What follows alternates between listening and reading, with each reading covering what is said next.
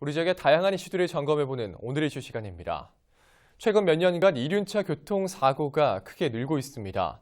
꾸준한 단속에도 위험천만한 질주가 계속되면서 대책 마련이 절실한 상황인데요. 경찰이 이번 주까지 이륜차의 폭주 행위 등에 대해 집중 단속을 진행합니다. 태안경찰서 장은효 순경과 자세한 내용 짚어보겠습니다. 네, 안녕하십니까? 안녕하세요. 네, 반갑습니다.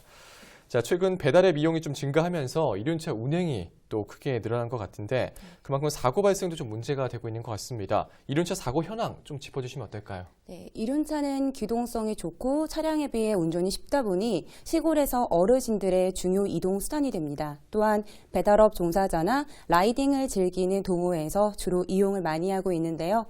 충남에만 이륜차 운전자는 14만 5천 명인데 이륜차 교통사고는 작년의 경우에는 800여 건이 발생했고 그중 50건이 사망사고였습니다.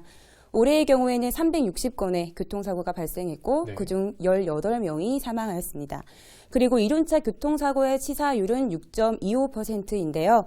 다른 사고보다 2배 이상 높을 정도로 교통사고가 발생 시 치명상을 입을 위험이 높다고 볼 수 있습니다. 네.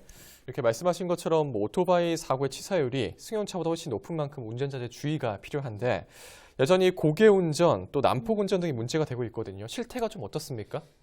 빠른 기동성으로 인해서 오토바이를 타고 속도감을 즐기시려는 분들이 있는데요. 다른 운전자들이 볼 때 그것을 보고 조금 순간 위험을 느끼게 되죠. 네. 그런데 이러한 위험 행위는 항상 치명적인 사고와 직결됨을 아셔야 합니다.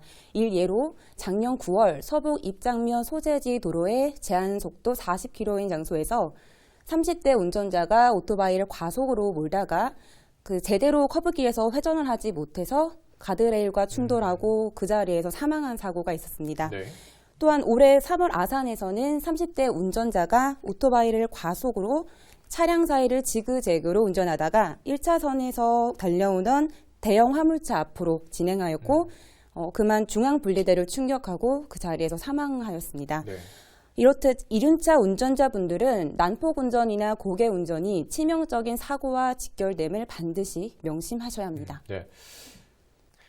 경찰이 이런 이륜차의 불법 운행에 대해서 집중 단속을 실시할 거라고 하죠. 네네. 좀 어떤 내용입니까? 네, 교통 질서를 확립하고 사고를 예방하기 위해서 한국교통안전공단과 함께 6월 3일부터 14일까지 2주간 이륜차 폭주 행위와 그리고 불법 구조 변경 등에 대한 집중 단속을 하고 있습니다. 또한 이번 특별 단속에서는 인증받지 않은 등화 장치를 설치하거나 배관을 불법 설치해서 소음을 발생한 행위 또는 안전모 미착용 등 교통사고를 유발하는 행위도 단속하고 있고 오늘 금산에서는 야간에 의경중대와 동원하여 합동 단속도 할 예정입니다. 네. 자, 그렇다면 이 단속에 적발될 경우에 법적 네. 처벌은 좀 어떻게 될까요? 네, 자동차관리법에 따라 형사처벌과 행정처분으로 조치할 계획입니다.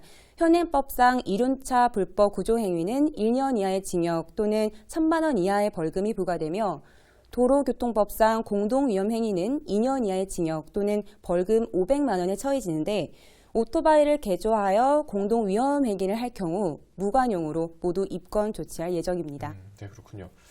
자, 그럼 또 하나 좀 궁금한 게 네네. 경찰관으로서 이렇게 이륜차 교통 단속을 하실 때 네. 어려운 점이나 애로사항은 좀 어떤 것들이 있을까요? 주민들의 대부분의 불만은 먼저 이륜차 운전자, 특히 배달업체 운전자분들이 인도나 횡단보도에서 마구 주행하는 것에 대해 불안을 느끼고 있는데 네. 이것에 대해 단속을 요구하고 있습니다. 또한 대형 외제 오토바이를 밤에 시끄럽게 운전하거나 과속으로 운전하는 것에 대해서도 강력한 단속을 요구하고 있는데요.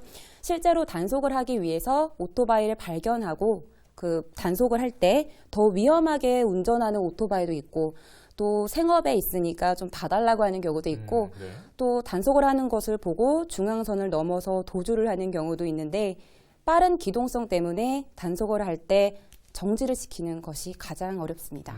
그렇군요. 정말 운전자분들이 스스로 좀 법규를 잘 지키는 게 가장 중요할 것 같은데 네. 자, 그럼 이제 마지막으로 방송을 통해서 전하고 싶으신 말씀도 있을까요? 네. 이륜차는 시골 지역에서 어르신들이 많이 타고 있습니다. 그래서 시골 지역을 운전하시는 분들은 차선을 변경할 때 일명 깜빡이를 켜는 배려 운전이 필요하고요. 그리고 다른 운전자분들은 잠시 기다려주는 양보 운전이 안전한 교통 문화를 확립하는 데 도움이 될 것 같습니다. 네, 있습니다. 앞으로도 계속 애써주시고요. 네, 감사합니다. 네, 오늘 말씀 고맙습니다. 감사합니다. 네, 지금까지 태안경찰서 장은효 순경과 이야기 나눠봤습니다.